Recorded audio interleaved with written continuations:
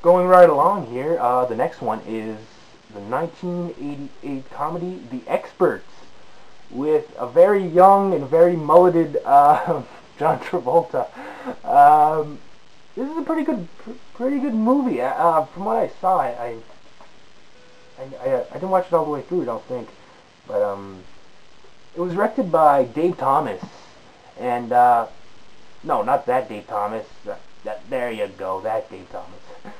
Yeah, Dave Thomas from SCTV fame. The movie also stars Ari Groves, which is a very good actor, very underrated. He was in the sequel to House, House 2, the next story, I think it's called. He also starred in the Ellen DeGeneres sitcom she had in the 90s, Ellen. He was in a movie called Hexed. Really good actor. And this also stars Kelly Preston, actually. John Travolta and Kelly Preston actually met on the set of this movie, and they eventually got married. They also starred recently in the new movie Old Dog, which I can't help but laugh because she plays Robin Williams' love interest in that movie. And I mean, imagine being Johnny Boy and just watching your wife kiss Robin Williams. I mean, how weird would that be? It's all part of being an actor, I guess. But anyway, the movie is pretty much about two guys from New York who they're offered to open a nightclub in Nebraska, and but what they don't know, they're actually being sent to this the Soviet Union, and because the Russians want to kind of observe them in you know, how the Americans actually are and type of thing, and really kind of strange movie. It's so and so, but it'll be nice to see it on DVD. Good performances. And going right along, Second Sight, 1989, starring John Larroquette, great actor, funny guy. Pretty much the reason I watch Night Court. Alright, you caught me. Marty Post was the reason I watched Night Court. But anyway, the movie also stars Bronson Pinchot, another funny guy. You might remember him from as Serge from Beverly Hills Cop. He was also Valky from the classic sitcom Perfect Strangers. And the critics were actually really hard on this movie. It bombed when it came out. I know I watched an interview with Bronson Pinchot, and he said, quote, the critics kind of wiped their butts with it, end quote. So yeah, it didn't do very well. I thought it was an okay movie. I can kind of understand why it flopped, but it was alright. It's about you got John Larroquette, who's like this detective, and Bronson Pinchot is this psychic, and they try to help a nun by the name, she's played by Bess Armstrong anyway, and you know, they're trying to figure out, there's somebody missing, they try to figure out if they got kidnapped, you know, they just kind of try to solve the crime. It's been a little while since I watched it. I don't remember a lot of it. There's a lot I don't remember, but you know, an enjoyable little flick if you watch it, keeping in mind that it's, you know, it was a flop. Next up, pretty cool movie actually, Light of Day, with Michael J. Fox and Joan Jett. Joan Jett, of course, from The Runaways, and Joan Jett and the Black Hearts. This is actually a cool movie, 1987. Michael J. Fox and Joan Jett, they play brother and sister. They're in a band called the Barbusters. And it's a drama. It's pretty good. It's just about how Joan Jett's a single mom, and you know, Michael J. Fox, being her brother, kind of helps her out, raising her son. I think it's a little boy she has. Anyway, and Joan Jett, she doesn't really get along with their mother, so just kind of try and reconcile. And the movie also stars Michael McKean. who you might remember as Lenny from Laverne and Shirley. David St. Hubbins from This Is Spinal Tap. Great movie.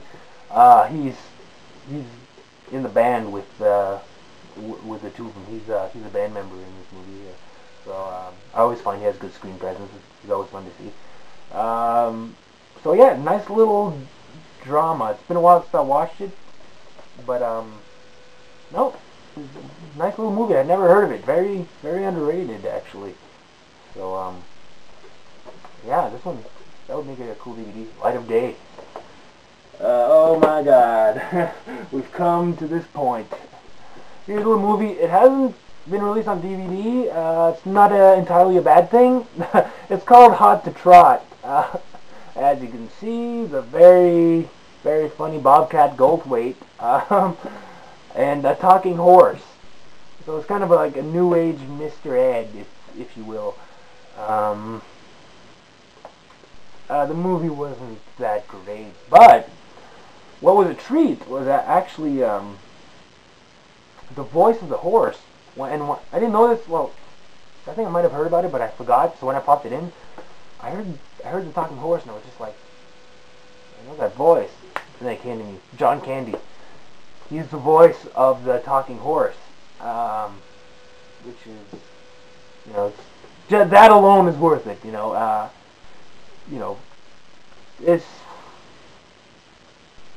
It really wasn't that great, but as far as the 80s go, I'm pretty tolerant. I love the cheese. I love the cheese. Oh, and this movie also stars Dabney Coleman, which always seems to be cast. Like, they always seem to cast, when they needed a villain in the 80s, they always cast Dabney Coleman. If they needed a villain or a douchebag, because well, he's a good actor. You love to hate him when you see him in a movie. I just want to hit him. But yeah, so that's about all I have to say on that one. Not that great. The next one, I watched it once years ago, about 5 years ago, so it's a little fuzzy in my memory. It's called Bad Medicine, with Steve Guttenberg in the main role. The movie itself was okay, but it's saved by a great cast. There's actually a lot of cool people in this movie. You got, of course, Steve Guttenberg as the main character. You have Julie Haggerty from Airplane 1 and 2. Julie Kavner, which is, she'd actually go on to be the voice of Marge Simpson. She's in this. And you could really recognize her voice. Like, her voice has obviously changed to do Marge Simpson, but you can still tell she's got that kind of scruffy voice. It's really cool. Also in the movie, Curtis Armstrong, Booger from the Revenge of the Nerds movies. I always like seeing him in movies. I find him really cool. It's got Robert Romanus. Yeah, Robert Romanus, which better known as what's his name, Damone from Fast Times at Ridgemont High. And Alan Arkin is also in it. He's been in so many movies, too many for me to name, but I really liked him mainly in Little Miss Sunshine as the grandfather. He was really good in that movie, so good actor. So great cast. The movie itself, like I said, is so-and-so. It's about, Steve Guttenberg comes from a family of doctors, and, so he goes to medical school, but his grades aren't really good enough to make it, so they kind of send him to this, I think it's like Latin American university, and it's, where he meets other medical students, which is pretty much the cast I named, and, of course, the worst that could happen does happen, and stuff like that, and hijinks. Not really the best movie, but the cool cast pays up for it.